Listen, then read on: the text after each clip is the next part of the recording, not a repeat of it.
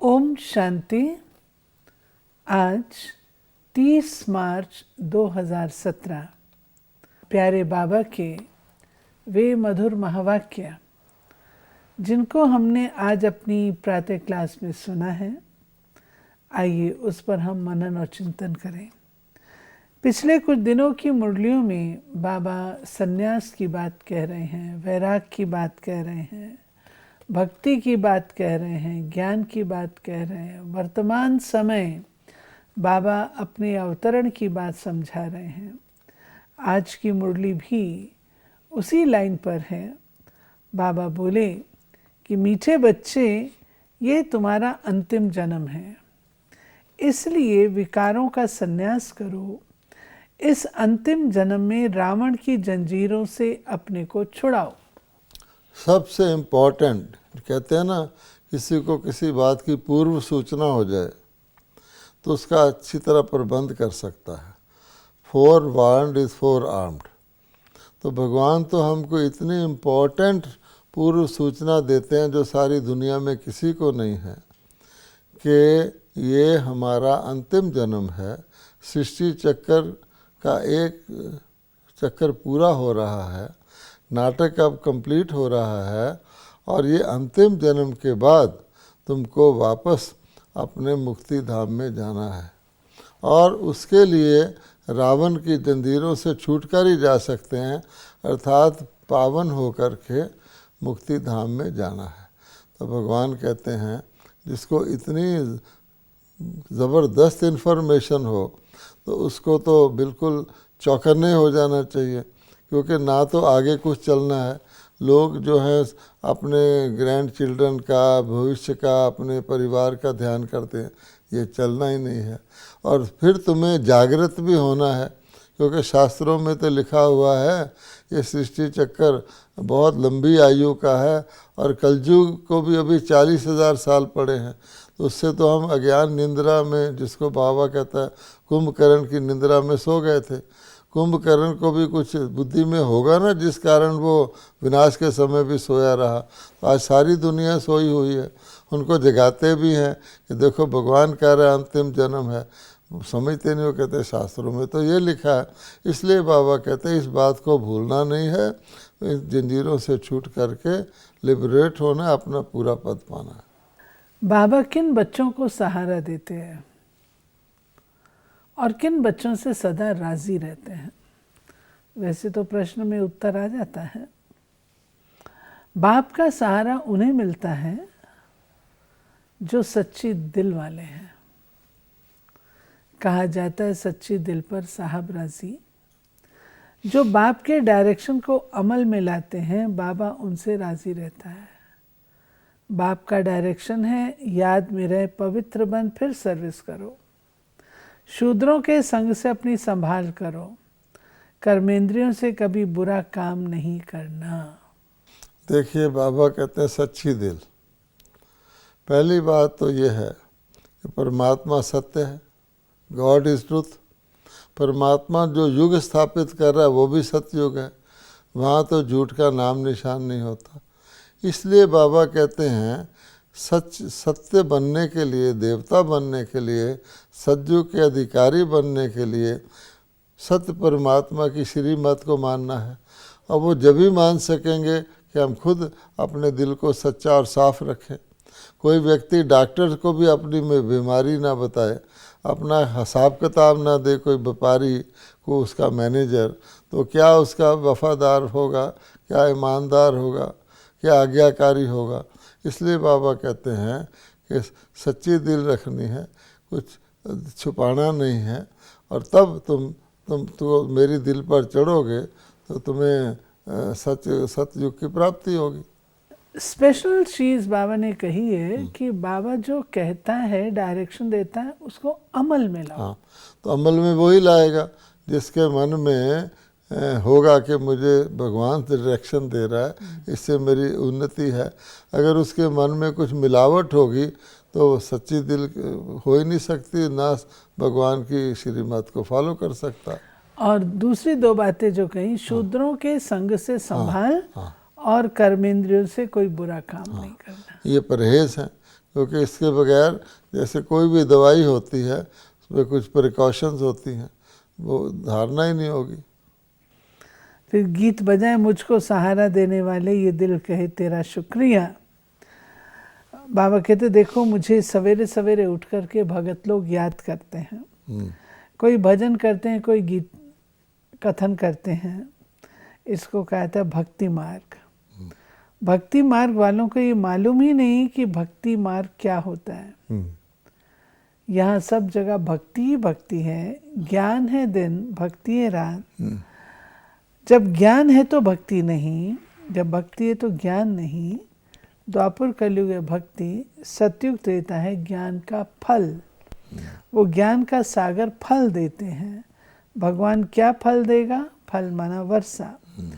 वर्षा देगा मुक्ति का, मुक्ति धाम साथ ले जाएगा। इस समय मनुष्य इतने हो गए हैं जो रहने की भी जगह नहीं, अनाज नहीं, तब भगवान को आना पड़ता है। भगवान कहते हैं कि भक्तों को भक्ति का भी ज्ञान नहीं है, क्योंकि अगर ज्ञान हो जाए तो भक्ति ना करें। तो कि सारी दुनिया में भक्ति भक्ति हो रही है, लेकिन उनको ये भी नहीं पता कि भक्ति करने से मैं मिलेगा क्या। तो भगवान कहता है कि भक्ति का फल मिलता है, हर चीज़ का फल मिलता है ना, कर्म का। तो भक्ति का फल है ज्ञान। तो ज्ञान जब मिलने का समय हो, फल भी तो निकलने का समय होता है ना, सीज़न होता है। उस समय भगवान कहते हैं मैं आके तुमको बताता हूँ कि मैं तुम्हें जो फल देता हूँ वो क्या है। वो फल है मुक्ति और जीवन मुक्ति का, सदगति का फल है। तो इस बात को भी तुम बच्चे आप समझते हो। यानी बाबा कहते हैं कि मेहनत है भक्ति। अभी कुछ दिन पहले की मुरली में भी था, मेहनत माना भक्ति। देखिए, जब रोशनी नहीं होती, दुनिया में भी लाइट चली जाए, अंधकार हो जाए, तो क्या होता है? जो चीज़ जैसी है वो दिखाई नहीं देती।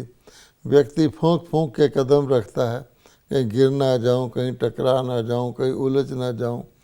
अगर सांप आ जाएगा तो उसको रस्सी समझ लेगा, रस्सी आ जाएगी उसको सांप समझ लेगा। तो क्या हुआ? मेहनत हो गई ना। ज़रा सा रास्ता पार करना, उसमें भी कितनी मेहनत है।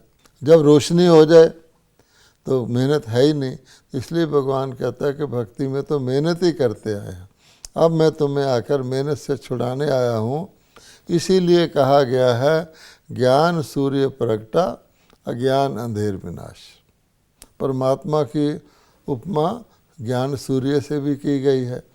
गीता के बाहर भी लिखा हुआ है, ये ज्ञान पहले पहले सूर्य ने दिया, फिर मनु को। तो सूर्य कौन सा? ये कोई आकाश वाला सूर्य थोड़ी है, भगवान को ज्ञान सूर्य कहा गया। सन्यासियों के बारे में बाबा बता रहे हैं कि मैं क्या करता हूँ, मैं आकर के निर्विकारी दुनिया की स्थापना करता हूँ। सन्यासी विकार में नहीं जाती, इसलिए उनको पतित नहीं कहते। कहा जाता है पवित्र आत्मा 5 विकारों का सन्यास किया हुआ है। नंबर 1 विकार है काम। क्रोध तो सन्यासियों में भी बहुत है। स्त्री को छोड़ते हैं, समझते हैं उनके संग में मनुष्य निर्विकारी रह नहीं सकते। सतयुग में ये कायदा नहीं है। बाप कहते बच्चे वहाँ कोई पतित होता नहीं, देवताओं की महिमाएं सर्वगुण संपन्न संपूर्ण निर्विकारी। वास्तव में संपूर्ण निर्विकारिता संस्कार है, ये बाह्य जगत की चीज नहीं है। जो स्त्री को छोड़ करके चले जाएं और स्वयं को निर्विकारी समझें। स्त्री को छोड़ भी देते हैं, लेकिन अगर मन ही शुद्ध नहीं है तो हम उनको पावन थोड़ी कह सकते हैं। बाबा ने कहा है कि पतित उसको कहा जाता है जो विकारों में, काम विकार में जाता है। सन्यासी लोग घर गृहस्थ इसीलिए छोड़ जाते हैं, वो समझते हैं कि काम विकार में जाएंगे, गृहस्थ में रहेंगे। तो बाबा कहते हैं ये जो इम्पोर्टेंट नोट करने की बात है कि पतित, यूँ तो 5 विकार जिसमें है उसको पतित कहा जाता है, पांचों में से भी अगर चार हों भी, अगर पहला नहीं है उसको पतित नहीं कहेंगे। इसलिए बाबा ने बताया है कि सन्यासियों को पावन कहते हैं।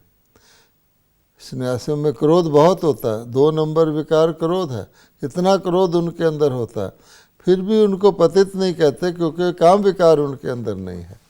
तो बाबा कहता है लेकिन बाकी तो हैं, और उनका जन्म भी काम विकार से होता है।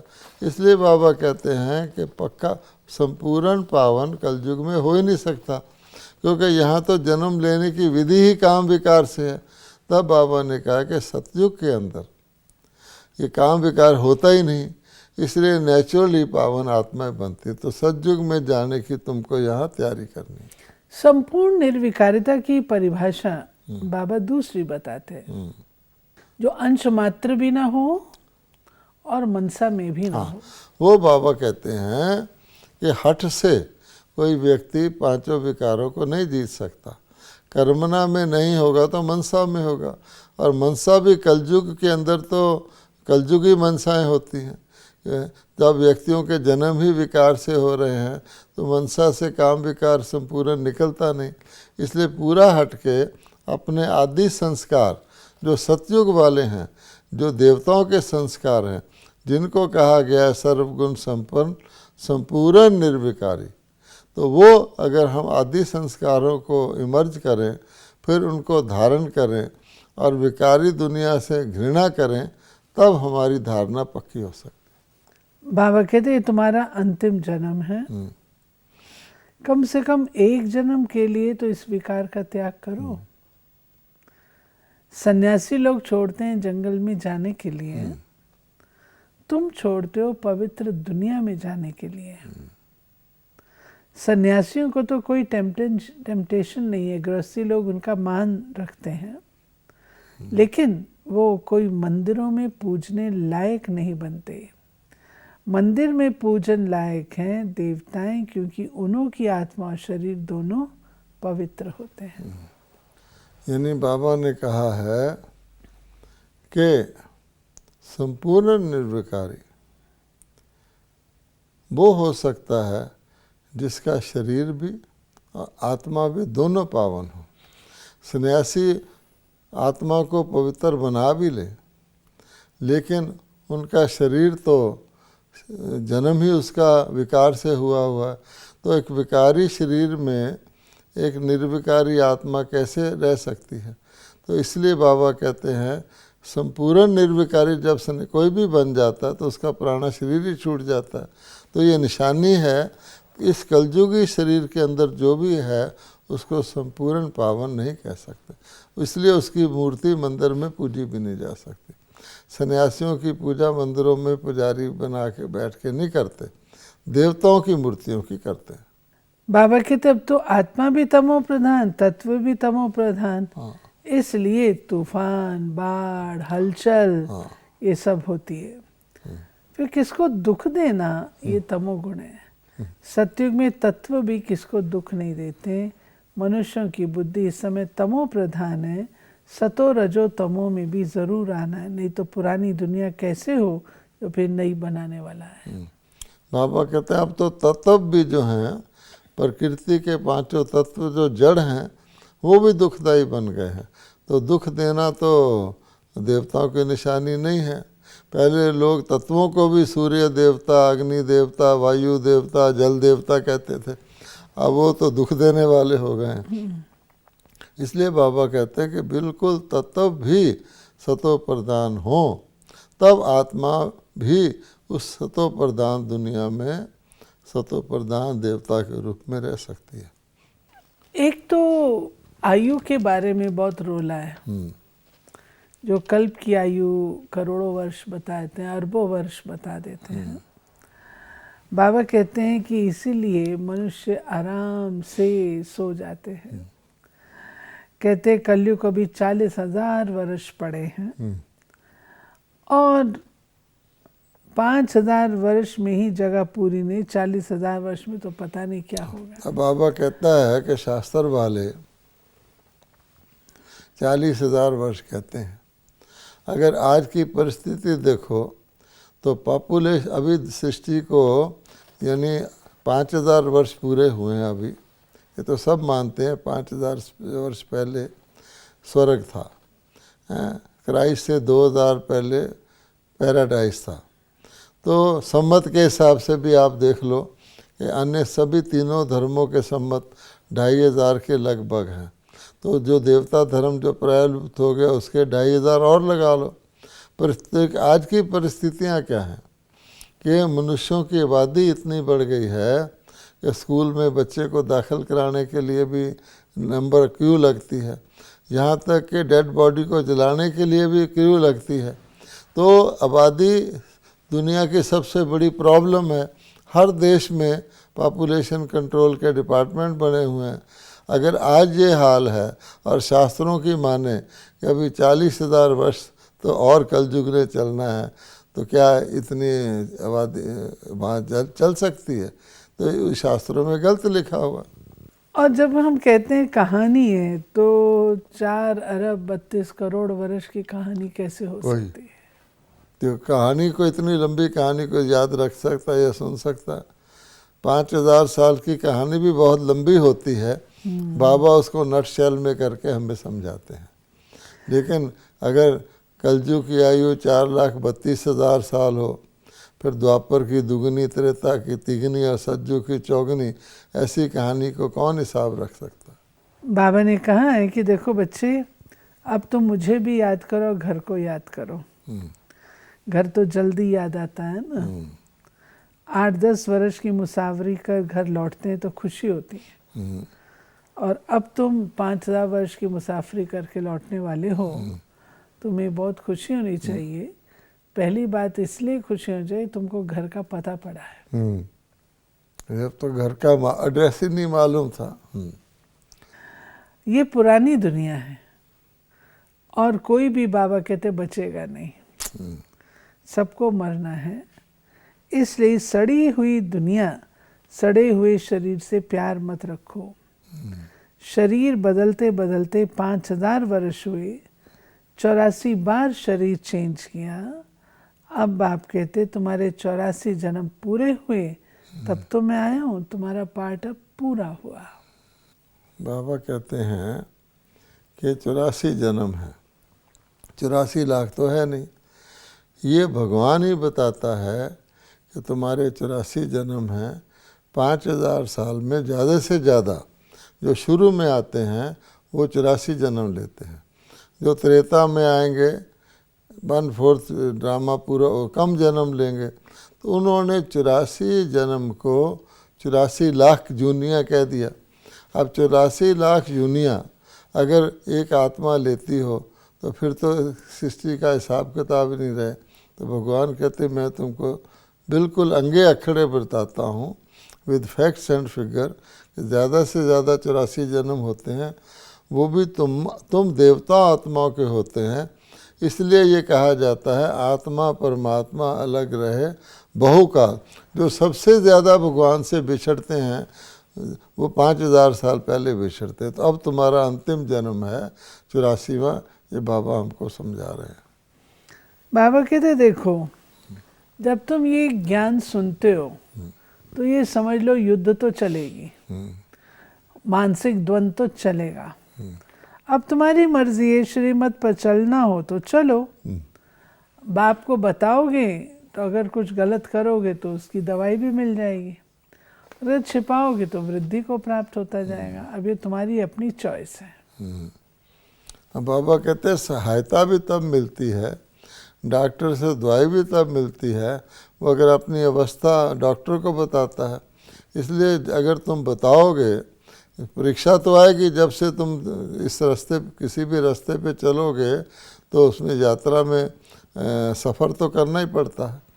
तो इसलिए भगवान कहता है बताते जाओगे तो आगे चलते जाओगे। तुम्हारी इच्छा है, श्रीमत पर चलो, यात्री बनो या ना चलो।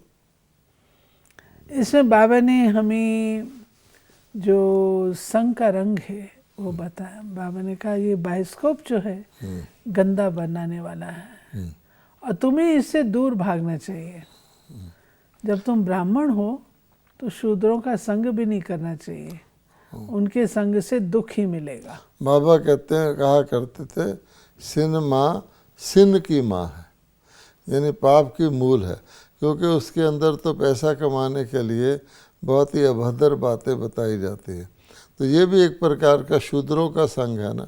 सतयुग में तो ये 22 को पात होते नहीं, तो इसलिए बाण कहता है इससे भी बचना है।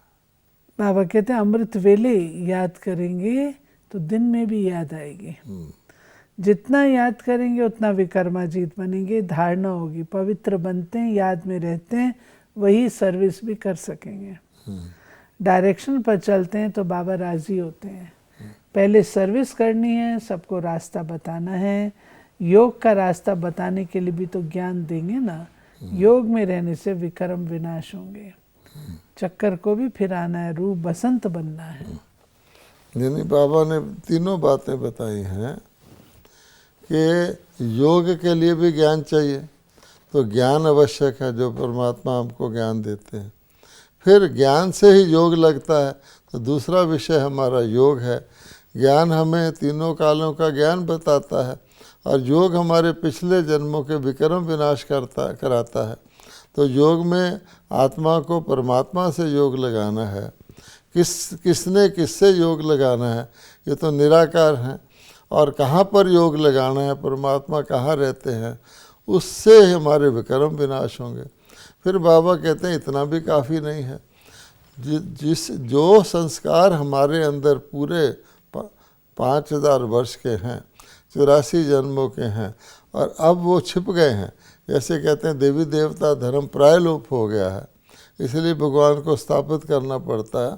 तो देवी देवताओं धर्म की आत्माओं के संस्कारों में से भी वो देवता धर्म प्राय लोप हो गया, तो उसको इमर्ज करना है।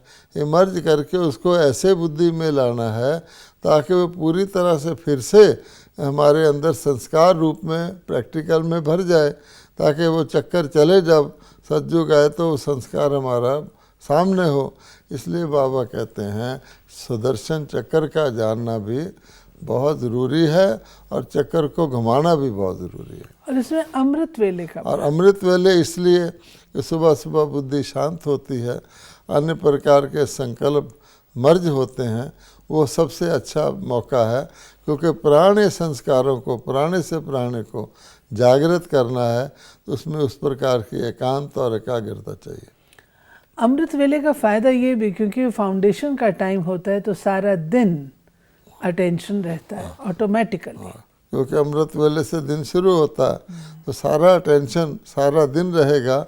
जो चीज़ हम अमृत वेले सोचेंगे, अगर हम दोपहर को सोचेंगे तो बाकी का दिन आधा दिन गया। बाकी दिन। इसी प्रकार से बाबा कहता है आदि काल में सतयुग में आओगे तो पूरा चक्कर घूमोगे, अगर त्रेता में आ गए तो फिर 3/4 घूमोगे।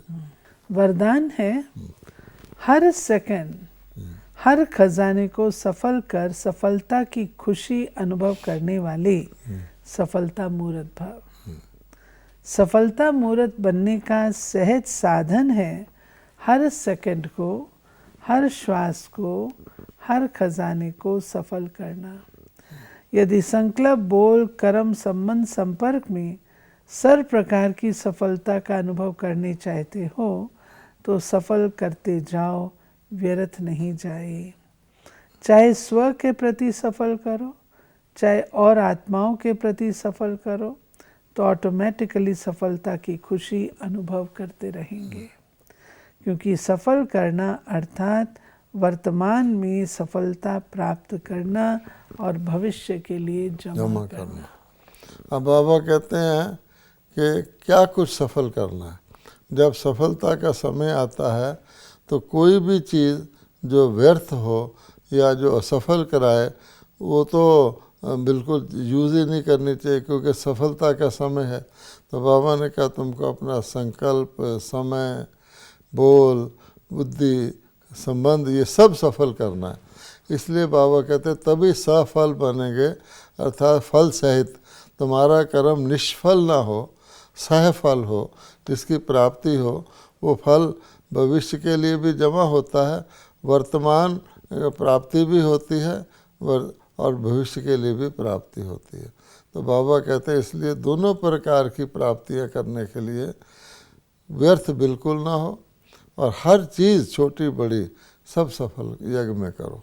स्लोगन है, जब संकल्प में भी कोई आकर्षण आकर्षित न करे तब कहेंगे संपूर्णता की समीपता। ये बाबा ने गहरी बात बताई है। संपूर्णता से समीप आने के लिए कितनी सूक्ष्म ये धारणा करनी पड़ती है। संकल्प तक भी हमको ध्यान रखना पड़ता। ये थी बाबा की आज 30 मार्च 2017 की मुरली, जिसमें बाबा ने हम बच्चों को कहा कि बच्चे, मेरा सहारा पाना है तो सच्चे दिल वाले बनो। सच्चे दिल पर ही साहब राजी होता है। ओम शांति।